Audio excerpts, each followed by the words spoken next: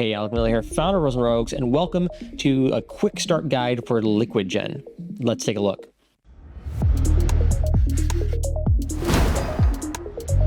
JFX has just released LiquiGen Alpha. I've been playing with it for a while now, and it's incredibly powerful while being very easy to use and insanely fast.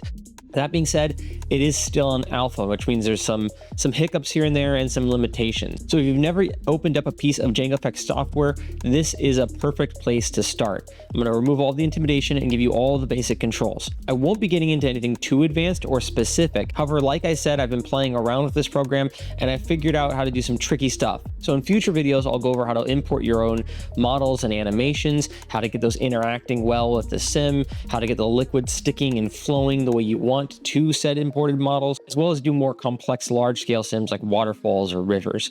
But for now, let's just jump into the program and see what we're dealing with. Okay, so here we are in LiquiGen. When you start your program, you're going to see this exact same scene if you don't open up a preset. And it's really cool and crazy, but it's also kind of complicated. You have all these little nodes here, and it's hard to know what's what. So we're going to go through them all systematically. The first thing I'm going to do, though, is arrange them a little bit differently so that they aren't causing any overlaps. We won't be dealing too much with these at the moment. I'll deal with those later in another video probably. But for now, let's take a look. So the first and foremost thing you should be concerned with is your simulation node. This is going to be where all the magic happens. And if you can look here, we have inputs and outputs. The outputs are going to be how you get things out, like a mesh or your particles or a render. The inputs are all the things that are going to go feed into your simulation to affect it. And the simulation is where the magic happens, like I said. So starting at forces, as you can see, we already have one, which is a constant force. And this is just going to constantly pull down on your liquid particles. And right now it's set to the same pulling ratio as gravity, which is 9.81. And that's pulling down on the Z. In Emitter and all JFX softwares, Z is up and down, not forward and backwards. Don't ask me why. That's just the way it is. And just so you know, whenever you click on any of these nodes, if you pull it out, it will tell you exactly what you can or can't input, which is very useful. Meaning you're not going to accidentally break something by trying to put a shape into your emitter tab or something like that. So if you look, we have other forces here as well, but really quick, drag simply is how slow essentially your liquid's moving.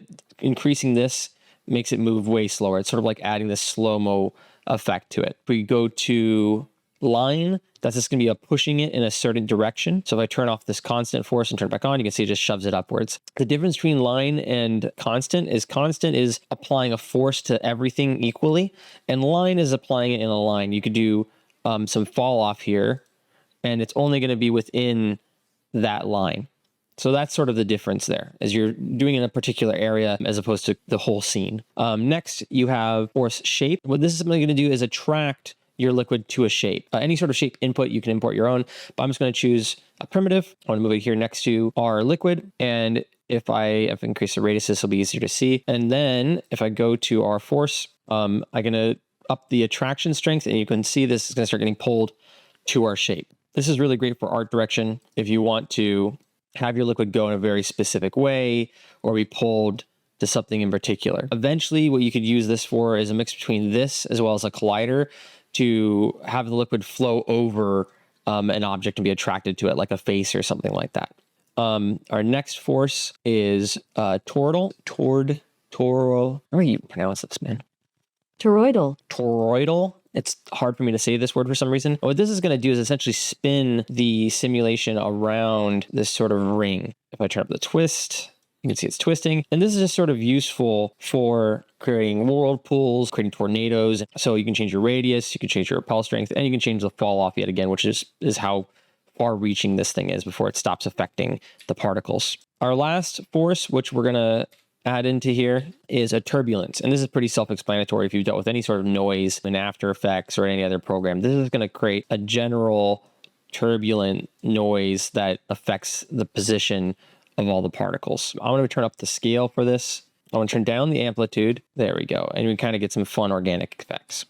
So I'm going to keep this force for later. It's going to be a fun mouse tool that we'll use later. But for now, I'm going to turn back on our force constant. Now that we've gone over the forces, let's look over our emitter. This is what's creating all of our particles. And I keep saying particles, even though there's water here, but that's because this is all still particle based. If you go to your view, you can pull it down to show points. And if I click on that and then turn off liquid mesh, you can see all the points of our simulation. And what's essentially happening is we're evaluating all these points and we're drawing a mesh over them. And that's how you get our liquid simulation. That's how most liquid simulations play out. Our emitter is pretty straightforward. The flow rate's really the most important thing here, as well as continuous generation. You can do fill instead of continuous, and what this does is just fill whatever shape you have with points and then drop it, depending on the volume. You can have it be just once, or you can have it continue to do this over and over and over again. If you're having like a jug of water, right, that's continually dropping out particles, you can do that. But we're just going to do just once. You could do surface or volume as well, which is pretty self-explanatory, right? On the outside, and it's hollow on the inside here, or whether it's filling the whole volume. So far, so good, pretty straightforward. Next, we're going to take our shape. I'm going to turn this to a cylinder, and I'll make it way wider. I'll make it like 11 here and not too high. And so now we're dropping sort of this disc of water. So before we move on to change our primitive and our collider, now we have our sort of puck here of water that we're dropping. We're going to change the lifetime to much, much higher. Velocity is just going to change how fast it's being shot in a direction, by default going to X, but I could turn this to Y, really up Y, and then it'd go that way. I could change this to Z, and now I'm shooting it upward, turn that down, negative, it's going to shoot it downward. We don't want this shooting anywhere for now, so we're going to turn this to 0, and it's just going to use gravity to fall. Next, the collider here is going to do exactly what it says, which is make the water hit things. This can be your own custom shape if you import a shape, or it can be a primitive. I'm going to be using a primitive, and we're going to change this to a cylinder, and I just want to make this big enough to hold all the water from before. So I'm going to drag that out. If you look, it's still too small. There's this like problem here where I hit the edge. That's fine. It's not a real edge. It's just a temporary edge. If I increase this beyond that to like 12, now you can see I can go up to 12. So just know that if there's something that's a limitation and you're trying to drag it to the right and it's not going, just manually override it, and then that will be the new bounds. So that's cool, but this is going not at all in the middle where I want it to go. I want this to hold that in it. So what we're going to do here is zero out our position, and then drag it up just a little bit. And then this here, we're gonna do the same thing, zero out our position, and then drag it up a little bit here. I'm gonna make this a little taller, probably something like 8. And now if I restart, we can't see anything, nothing's happening. And that's for 2 reasons. One is we can see our shape still. So if I go to collider activity and I hit show, uncheck show, now it goes away, but there's still nothing spawning. And that's because you can't spawn within a solid object. This needs to be hollow. And to do that, we're going to hit invert shape. And what that does is now make our shape hollow, and now I can spawn particles inside it. Now we have a little bit of like a little mini ocean here, a little mini disk. And you can probably guess where this is going. So now I have a collider. Next is drain. Drain is pretty straightforward. It just causes a drain. So if you drag it out, then you get a shape. You may make a shape primitive.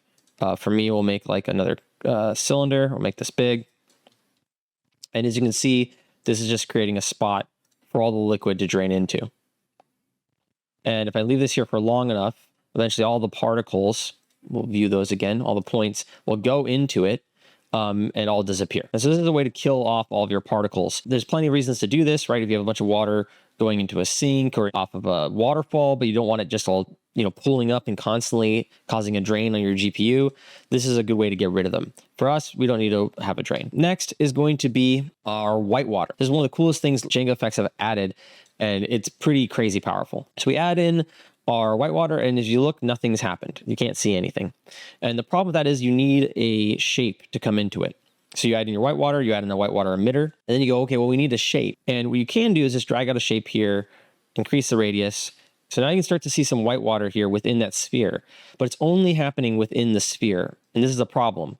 So what you can do instead is delete the sphere and just use your collider shape as your Whitewater. And now anything that's happening within your kind of box, right? Your simulation box is going to have Whitewater applied to it. And now you can see we get all sorts of cool Whitewater effects. They're still not the easiest to see. And this is where we're going to come back to our turbulence and turn that on. And now you can really quickly see all of that beautiful, beautiful Whitewater. It's crazy how fast this is. I'm recording while I play this back, and it's just happening in real time, and it's pretty dang stable for alpha. Like, I'm not gonna lie, I was expecting this to be glitchy as all get out, and for me, it's actually worked really, really well. Now that we have our Whitewater going, and we know that you need a shape input, you're able to adjust this. You're able to adjust how many particles are in your Whitewater sim. Obviously, more, the slower it's going to go, as well as all sorts of other details. This is a little bit more advanced, so I'm not going to go over all of this. But for now, that's how to get this set up. This is a quick start guide just to get you started so you can play around. What's next? Next is liquid appearance. If I go to our liquid appearance and I drag out, I'm instantly trying to get rid of everything. And there's a reason for that. It's because by default, refractive is not checked. And so right now, this is just a good way to get a view of what's happening. It's also a good way to preview stuff. If you're like, well, I'm gonna be making some like milk or something, you might want to take a look at this and see how that goes. But if you don't want to make milk, you can check refractive, and that's what's going to give you all this light. Now, if it's not working for you, what might have happened is you might have accidentally turned on something like one of these Whitewater crests. And what that's going to do is disable the refractive nature of this shader. If you turn those off, then it should be refractive again. You can also look at your absorption strength. This is how much light the liquid absorbs, how like translucent it is. And this helps out a lot if you're trying to make like an ocean or something like that. It's going to be more absorbent. Let me turn off the Whitewater for now and see what's going on. As beautiful this is, I don't really plan to render out of here too often. I'm going to be taking this to a third-party render engine, usually Redshift for me, but we'll be covering that later as well. Okay, so now you know how to make it look the way you want. You can change the albedo, which is just the surface. Essentially, we turn off the refraction, that just changes that. If you change the transmission color, that's the light going through it, what that color is. It's sort of a sea teal / green. The index of refraction is the way this is refracting, right? The light is being bent once it goes in. It's hard to see sometimes. What sort of helps me with this is if I do primitive shape here and I make it like a box, and I try to make it nice and tall, you know, towards the edge here, and I look at it through the water, our index of refraction is going to change how that's getting bent. So it's kind of hard to see. As I change that, you can sort of see the light being bent around. You can look up refraction indexes online. I highly recommend doing this. It's going to be somewhere around 1.1 to 1.4. Within that range is most liquid. Like blood is like 1.310, I believe. That's going to be how you know what to put that at. Is look up online index of refraction of, and then whatever the liquid or translucent material you want. Okay, so let's start playing with this. Now we understand what each node does. Within here, we have a bunch of settings. We have our voxel size, and the best way to view this, turn off our turbulence here, is to go to our points, and then let's turn off our liquid mesh. We're gonna turn off our Whitewater for now as well. Okay, and let me go to appearance, and let me make this much lighter so we can actually see these. As you can see, we're just dropping in a whole bunch of points, right? That's all this is made of, is tiny, tiny dots. And the size of these dots is controlled by that voxel size. So if I return this like to 0.4, you can see we're getting a lot larger dots, and there's more gaps. So that's what this is controlling. 0.1 is the default, or 0.15, I think, and that's pretty good. You can use this for is creating faster and lighter simulations or more dense and heavier simulations. This is really, really valuable if you're trying to get something very detailed and granular. You might want to make these really, really small. However, if you're trying to get something bigger and larger, 4 might be fine. And then this is going to run way, way, way faster. So let's turn off our points and back on our liquid mesh. And if you look at this, we have our step rate. Our step rate is going to be essentially how fast this is calculating it, right? What like rate at which it's doing the calculations. 60 is the default. You should probably stick with this for most things. But if I turn it to like 30, the simulation is going to run way faster because it's only doing 30 hertz worth of calculations, right? And then that's going to be how it applies the simulation, the physics, and all this other stuff. So things that get a little less accurate, but they're going to run a lot faster. But you might get more intersections, some more weirdness. If you turn this up to something like 120, for instance, you can see it's running slower, but it's going to be more accurate. And there's the collisions and how sticky it is, viscosity and things like that are going to be more accurate. We're going to leave this at 60 for now. It's been working fine for us.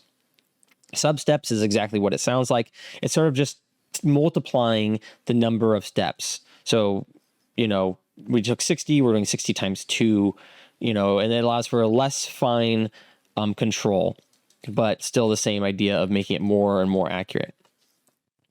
There's this great thing, which is if you hover over anything, there's a tooltip that pops up. Most of them are pretty useful.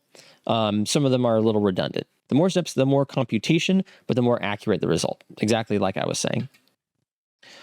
Freeze simulation is exactly what it sounds like. If you just click it, it'll freeze it wherever you clicked it. It's great if you want to just, you know, kind of pixel peep and be like, wow, that's really cool. Reset simulation is exactly what it sounds like. You just set a how many seconds, and then every that many seconds it will restart. This is great, so you don't have to hit R over and over again to restart it. I'm going to turn this way up to like, you know, 12 or 15 seconds. So these next settings are more advanced, and I don't want to take too much time on them for a quick start video, but more or less, this is going to be the thresholds that are going to keep the simulation tight or loose, if that makes sense. It's, you know, the amount of divergence acceptable, the amount of volume conservation, right? So the higher you turn this, this is going to keep your volume connected, but it's going to require more iterations. And then same thing with the iterations is how far this can go before it caps out and stops trying, essentially. That's like a really simple way to put it. So if I turn this way up, this thing's going to try really, really hard to keep everything together, but it's going to need more of these to make that happen. If you're trying to create, you know, a very particular, very detailed, super smooth simulation, you're going to want to turn these up. It's going to start costing a lot of resources. So you're going to leave these at the default for now, which will be fine for playing. But if you're getting weird errors, if you're getting glitches and whatnot, this might be a good way to avoid some of those, is play with turning these up or down. And forced particle distance is what we kind of talked about before. If we look at our points again, and we can kind of see how far away these are from each other. And what this is going to do is force them to stay a certain distance away from each other. If I uncheck this, it's going to be a little more flowy, a little less accurate again, but you might want this because sometimes it's nice to let them kind of intersect a little bit, let them move into each other's spaces. If you don't need this to be insanely accurate, if you're not doing like a sand solve, for instance, if you're trying to make these like grains of sand, you'd want that on. If you're just doing liquid and it's okay if it's a little rough and fast and loose, then you might want to check that off and let your computer have a little bit of a break. Compensate compression. This is simply similar to the one before. It's like how hard is it pushing these away from each other? If you turn it really low and I turn this off, you can see that this whole thing sort of starts to get compressed and move in on itself. However, if I turn, let it settle a little bit. However, if I turn this up, you can see it starts pushing them away from each other. So let's leave this off for now. Okay, you can see they're all kind of settling, and this pushes them up and away. And then this is going to do the same thing of just keeping the particles from intersecting. So that's what you can think of that as. Again, depending on your needs, you might want this lower. You might want these things being very flowly able to push into each other and move around, or you might want them to be more rigid and to stay apart. Again, think of it like grains of sand versus more of a liquidy, a soft, mushy liquid or mud. So if you're making a mud sim, you might want to turn those down. And you can kind of see that in these grains. You can see that they get more sparse towards the outside. It's not forcing them to keep that volume filled up when I have those off. And if I turn them up, so you can see this is getting more thinned out on the edge here. But if I turn this up and I turn that on, you can see that edge thickens up. So the next one is compensate decompression. And what this is going to do is sort of the opposite of what we just had. So if I turn this way up, you can see it's sort of forcing it into a certain shape. We'll look at this edge to see this. So let me turn this off, and you can see it's able to like really smooth out. It's able to kind of be organic and fill in these gaps. And as I turn this up, it's compressing it down. It's making it very organized. So if I turn this off and this down, there we go. It's a very like lively, flowy, bubbly sort of thing. And then as I turn this up, boom, right? It's forcing it together, more organized, more compressed. So it's fighting that decompression. It's fighting that desire for them to move away from each other. Okay, next is pick/flip ratio. Essentially, you can think of a flip fluid as a much less viscous fluid. So it's going to be moving very quickly. It's going to be splashy. Stuff is going to flow around. And the good way to demonstrate this is for me to turn back on our turbulence. And I don't know if these particles are coming through, so we're going to turn on our mesh. Flip fluids are really good for like oceans and pouring water out of a glass and all that sort of stuff. But if we turn up the pick ratio, you'll see this is more viscous, more smooth, right? So it went from being very chaotic and, individual particles being allowed to kind of break off and fly away. You can kind of see that over there, to being very smooth, more like honey. These are going to be sticking together a lot more. So that's how that works. And that's a good way to look at it. While I have this, this pick low, or high, I should say, the flip low, you can look at stickiness. This is pretty self-explanatory, but if I turn up to 100 and then I grab our collider here and I pull it up, you can see this is all sticking to it, kind of like honey. And it's going to stick to the surface. It's going to stick to everything. Anything you have colliding, it's going to stick to it. So this could be really great if you wanted to do goo, or you wanted to dip something into something and then pull it up. You wanted to have saliva on a monster that's opening its mouth. That's a good way. That's a good reason to do this stickiness. And it's, again, insane how fast this is. A little bit goes a long way too. If you just have it like 10% sticky, I want to turn up the flip just because, and I grab our shape here, it still has some pretty good stickiness. So again, a little bit goes a long way with that. Keep that in mind. So density, this is how dense the water is. Different liquids have different densities, as I'm sure you knew. Like mercury is incredibly dense, and you're just going to want to change this to change the way the liquid operates. It's sort of hard to visualize exactly what it's doing, but sort of the more dense something is, the heavier and more resistance it's going to have to certain movements. This is something I just recommend playing with, but it's also not going to have the biggest impact on your simulation. So just play with that until you get it right. Surface tension. This is going to be how hard it tries to stay together. And a good way to visualize this is to really increase the size of this by like a lot and then move it down. Okay. And so what this is going to do is, if you have, it's like when you put a bunch of water droplets on a penny and it stays together. This is a very flat shape. I might want to do a sphere or something instead. Okay. So now if I move it up and I turn this, and let's go back to our particle view, our points. Okay, and now if I pull our sphere, it's just sliding right off. There's not a lot of tension trying to hold these together. If I do that same thing with a very, very high surface tension, restart the sim here. Alrighty, and now if I pull it up, there should be more resistance. It's sort of hard to see, but more or less that's what that's doing. I find, again, it's not the biggest factor. Turning up something like stickiness is going to give you a better surface tension sort of effect, as well as turning it to more pick, less flip.